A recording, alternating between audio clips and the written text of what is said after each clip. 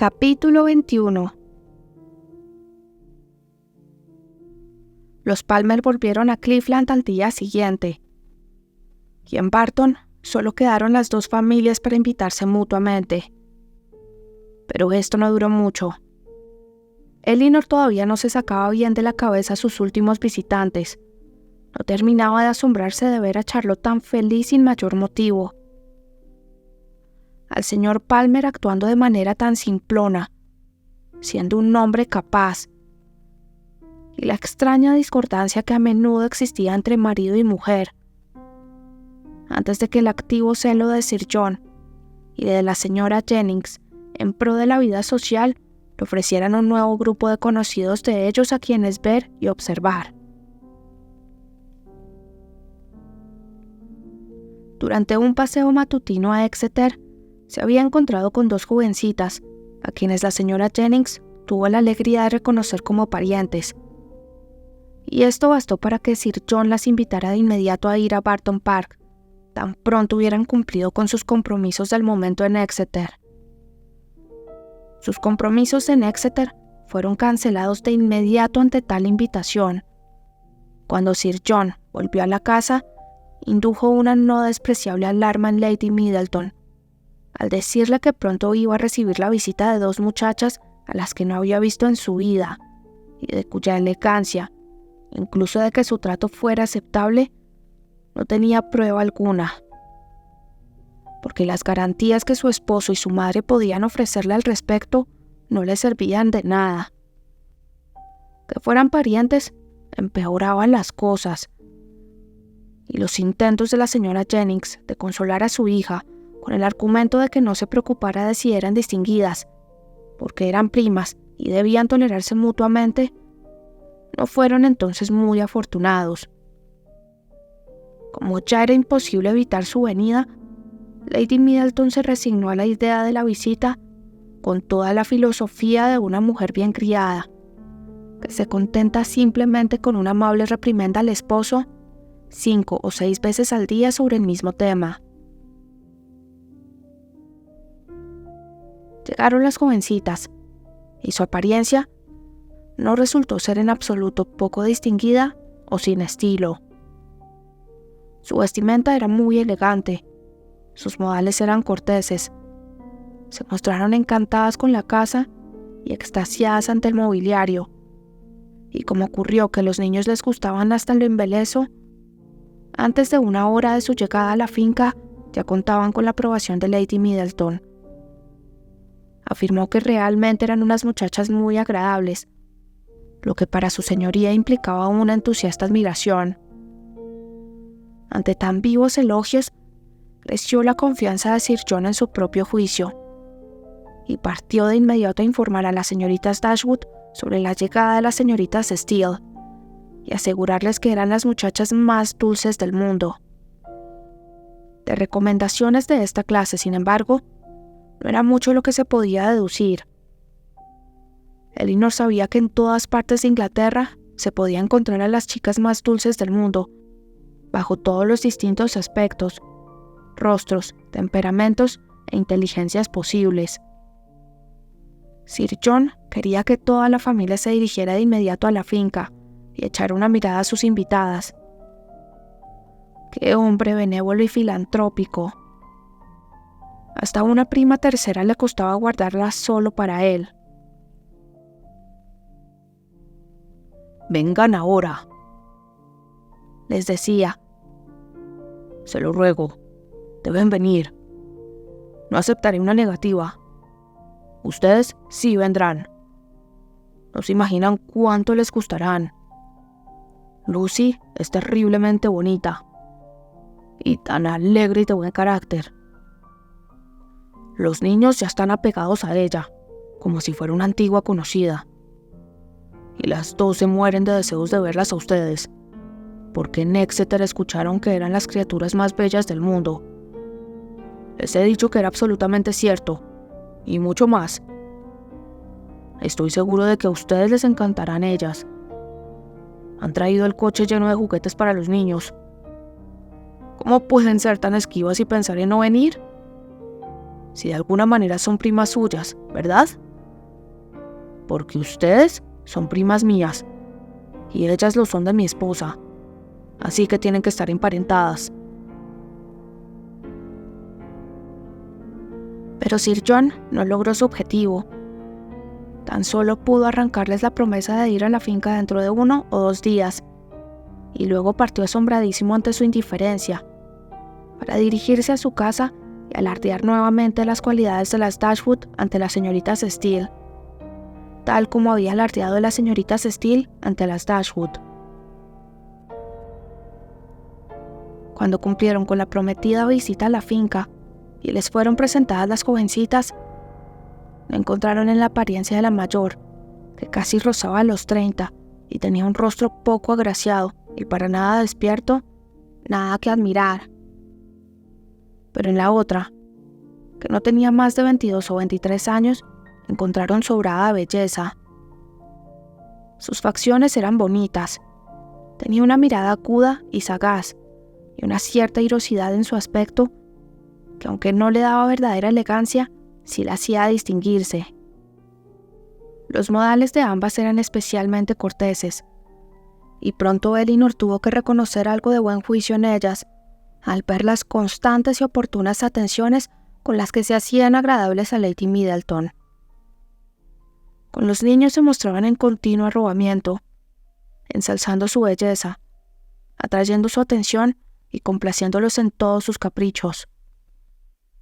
Y el poco tiempo que podían quitarle a las inoportunas demandas a que su gentileza las exponía, lo dedicaban a admirar lo que fuera que estuviera haciendo su señoría, en caso de que estuviera haciendo algo, o a copiar el modelo de algún nuevo vestido elegante que al verlo usar el día antes las había hecho caer en interminable éxtasis.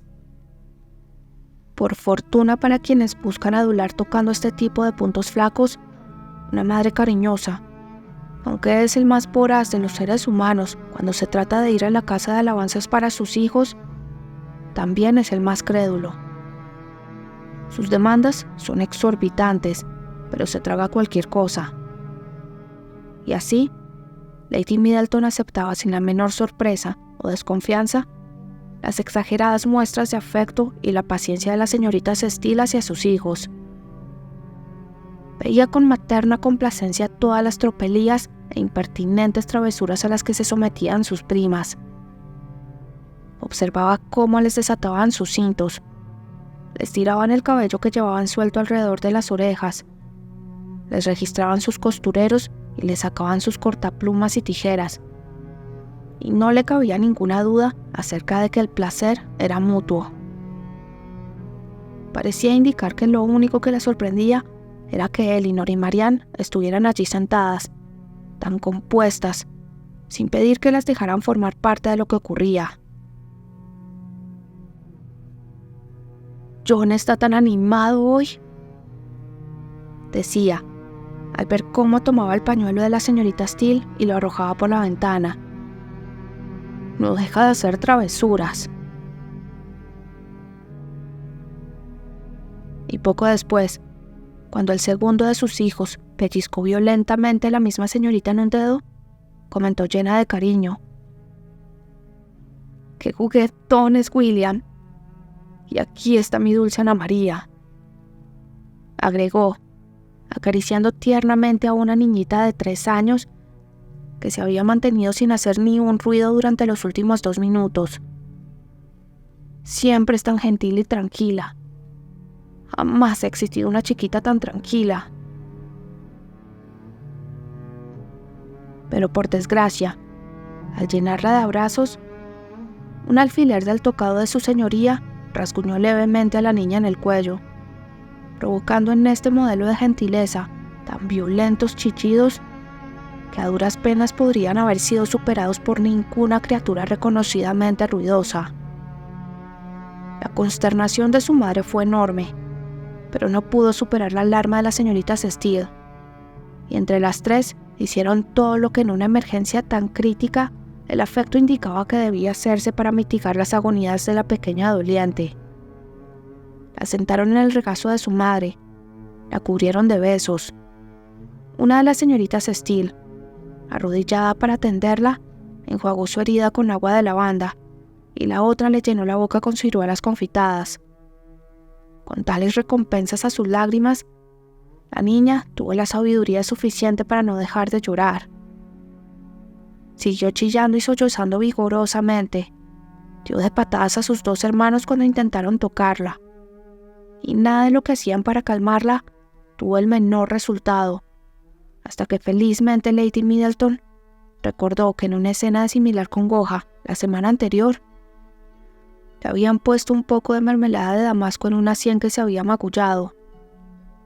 Se propuso insistentemente el mismo remedio para ese desdichado rasguño, y el ligero intermedio en los gritos de la jovencita al escucharlo les dio motivos para esperar que no sería rechazado. Salió entonces de la sala en brazos de su madre a la búsqueda de esta medicina, y como los dos chicos quisieron seguirlas, aunque su madre les rogó afanosamente que se quedaran, las 4 jóvenes se encontraron a solas en la quietud que la habitación no había conocido en muchas horas. «Pobre criaturita», dijo la señorita Steele apenas salieron. «Pudo haber sido un accidente muy triste. Aunque difícilmente puedo imaginármelo», exclamó Marianne, «a no ser que hubiera ocurrido en circunstancias muy diferentes. Pero esta es la manera habitual de incrementar la alarma, cuando en realidad no hay nada de qué alarmarse». «Qué mujer tan dulce es Lady Middleton», dijo Lucy Steele. Marianne se quedó callada.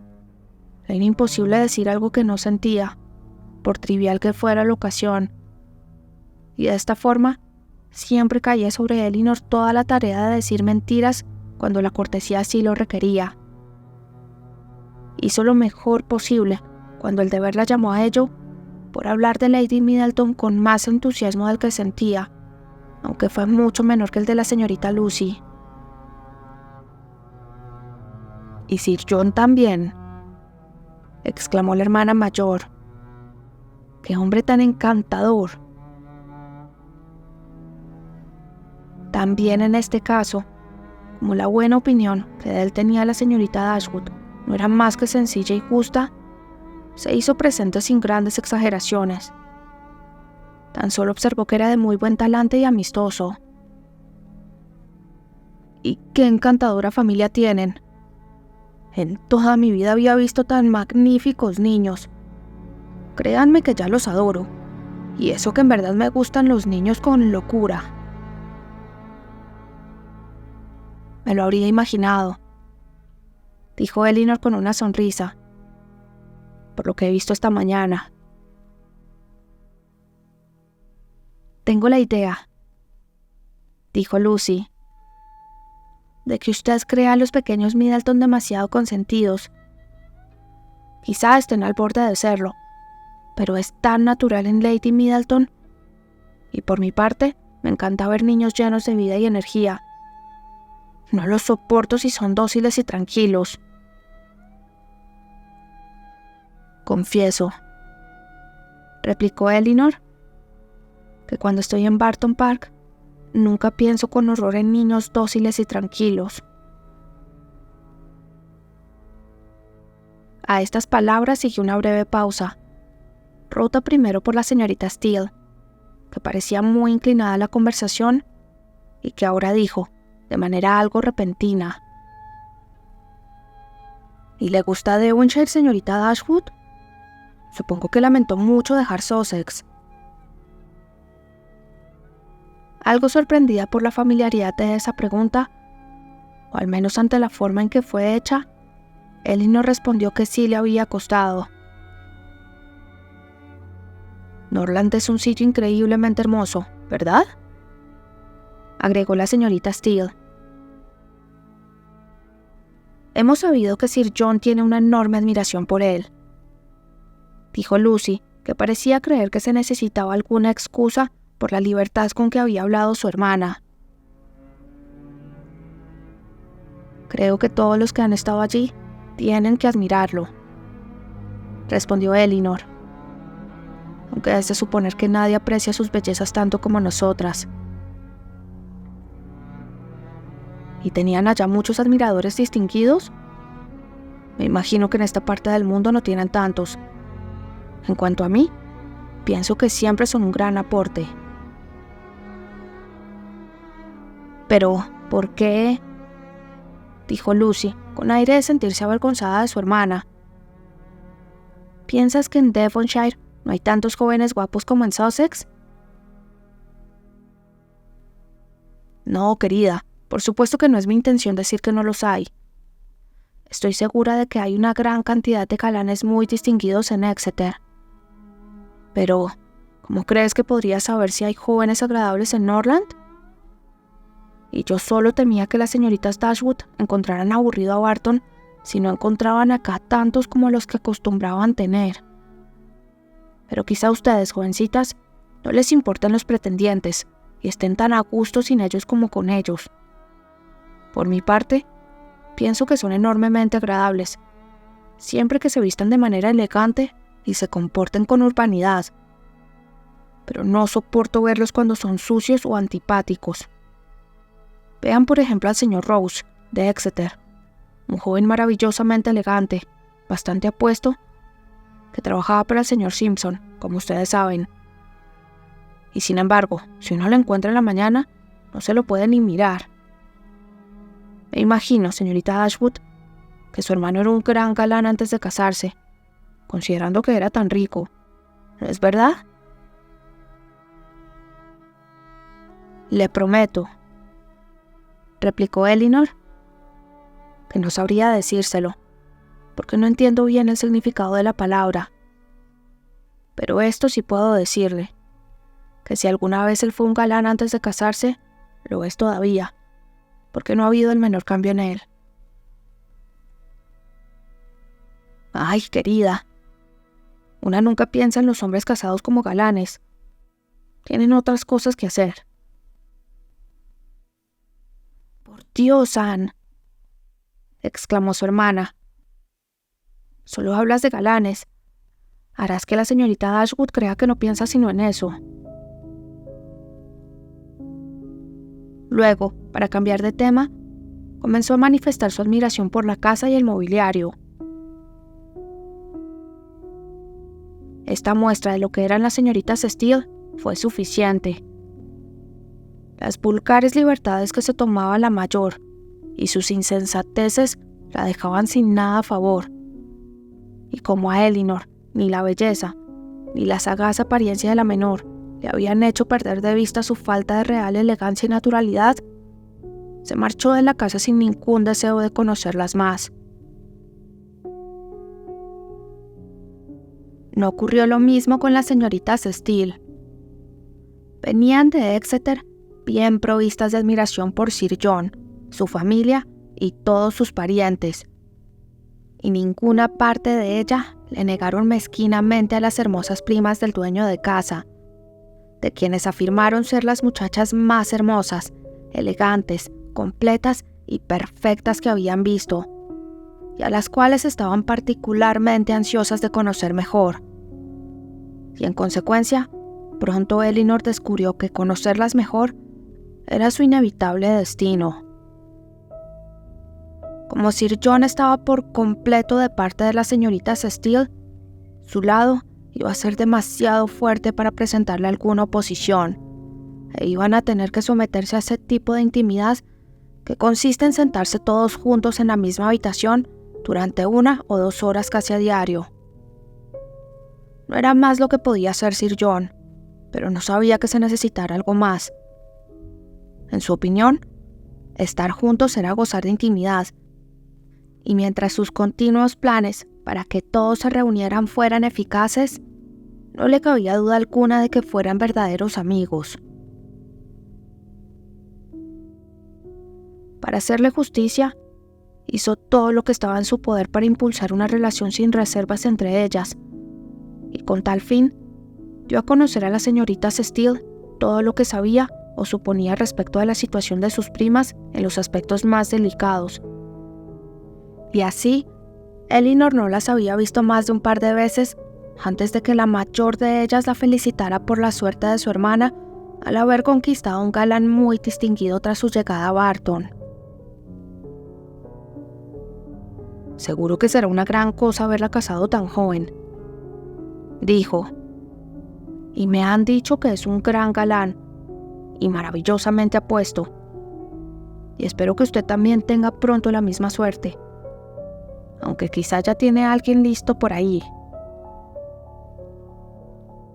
Elinor no podía suponer que Sir John fuera más comedido en proclamar sus sospechas acerca de su afecto por Edward de lo que había sido respecto de Marianne. De hecho, entre las dos situaciones, la suya era la que prefería para sus chanzas, por su mayor novedad y porque daba mayor pábulo a conjeturas. Desde la visita de Edward, nunca habían cenado juntos sin que él brindara la salud de las personas queridas de ella, con una voz tan cargada de significados, tantas cabezadas y guiños, que no podía menos de alertar a todo el mundo. Invariablemente se sacaba a colación la letra F, y con ella se habían nutrido tan incontables bromas que hacía ya tiempo se le había impuesto a Elinor su calidad de ser la letra más ingeniosa del alfabeto. Las señoritas Steele, tal como había imaginado que ocurriría, eran las destinatarias de todas estas bromas, y en la mayor despertaron una gran curiosidad por saber el nombre del caballero al que aludían. Curiosidad que, aunque a menudo expresada con impertinencia, era perfectamente consistente con sus constantes indagaciones en los asuntos de la familia Dashwood. Pero Sir John no jugó demasiado tiempo con el interés que había gozado en despertar, porque decir el nombre le era tan placentero como escucharlo era para la señorita Steele. «Su nombre es Ferrars», dijo en un murmullo audible, «pero le ruego no decirlo, porque es un gran secreto». «¿Ferrars?», repitió la señorita Steele. «El señor Ferrars es el dichoso personaje, ¿verdad? Vaya. ¿El hermano de su cuñada, señorita Dashwood? Un joven muy agradable con toda seguridad. Lo conozco muy bien». «¿Cómo puedes decir tal cosa, Anne?», exclamó Lucy, que generalmente corregía todas las declaraciones de su hermana. «Aunque lo hemos visto 1 o 2 veces en casa de mi tío, es excesivo pretender conocerlo bien». Elinor escuchó con atención y sorpresa todo lo anterior. ¿Y quién era este tío? ¿Dónde vivía? ¿Cómo fue que se conocieron? Tenía grandes deseos de que continuaran con el tema, aunque prefirió no unirse a la conversación. Pero nada más se dijo al respecto, y por primera vez en su vida pensó que a la señora Jennings le faltaba o curiosidad tras tan mezquina información o deseo de manifestar su interés. La forma en que la señorita Steele había hablado de Edward aumentó su curiosidad, porque sintió que lo hacía con algo de malicia y plantaba la sospecha de que ella sabía, o se imaginaba saber, algo en desmerecimiento del joven. Pero su curiosidad fue en vano, porque la señorita Steele no prestó más atención al nombre del señor Ferrars cuando Sir John aludía a él o lo mencionaba abiertamente.